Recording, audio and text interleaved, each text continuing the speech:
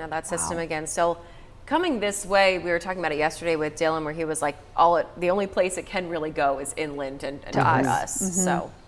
Well, that coastal flooding really caused by a couple of factors. For one, that low just kind of sat in the same spot for a couple of days, and those bands set up and they push wind and water on shore while dumping all kinds of heavy rain. And we saw bands like this that are currently over the Outer Banks that were sitting over the Wilmington area for a couple of days help bringing those steady rainfall rates, the wind pushing inland, pushing some of the ocean into the coastal communities and really kind of adding to the flooding threat. Now, the low has now moved inland more. It is now situated between Columbia and Charlotte, and it's really helping to shift the rain into the western part of the state where things are kind of slowing down in that area. And while we don't have any active flood watches and certainly no flood warnings at the moment, ponding of water on roadways does remain a concern, especially before the sun comes up this morning.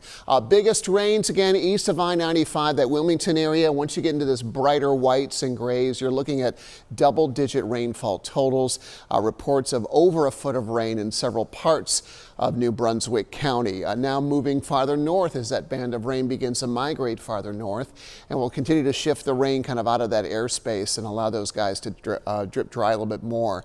Our rain is mostly focused on the I-40 corridor. Note that part of that rain band is gradually lifting northward.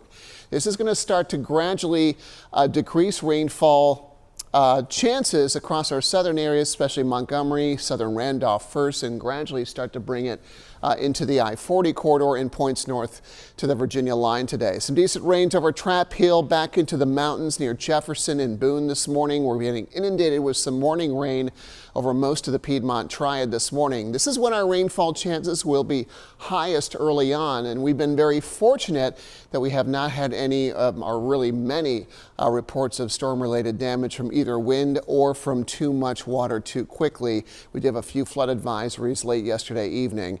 Most of the rain, again, following I-40 and points south during the daytime and into the evening hours yesterday. Some of those areas receiving a ½ inch to 1.5 inches of rain.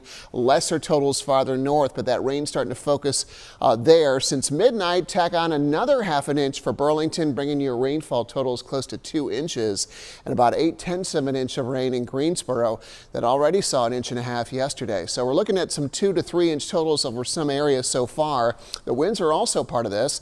Northeast winds anywhere from 5 to 15 or 10 to 20 miles per hour have been recently gusting up to 30 miles per hour.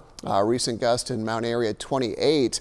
During the night, even about an hour or two ago, we've had gusts approaching 40 in both Winston-Salem and Greensboro. That could still cause some problems with the softened ground because of the rain and additional power outages, perhaps. A few trees may block roads, something we'll have to watch for the early part of the day today. Temperatures upper 60s in the Triad. Best rain chances are in the morning through midday, then begin to taper down a bit. Still a pretty breezy day. Occasional gusts in the 30s to near 40 will be possible. High temperatures will eventually creep back into the lower 70s this afternoon. High rain chances for much of the day across the western half of the area. Mostly light rain with some heavier pockets and possibly even a thunderstorm. High close to 70 in the foothills and mid 60s in many of our mountain communities today, with high rain chances continuing through the afternoon and into the evening hours tonight. Tomorrow, that low is still kind of in the vicinity, so we still have high enough rain chances to make Wednesday an impact day as well. We'll gradually scale this back for Thursday and Friday. Right now, the weekend looks beautiful with less humidity and high temperatures in the upper 70s.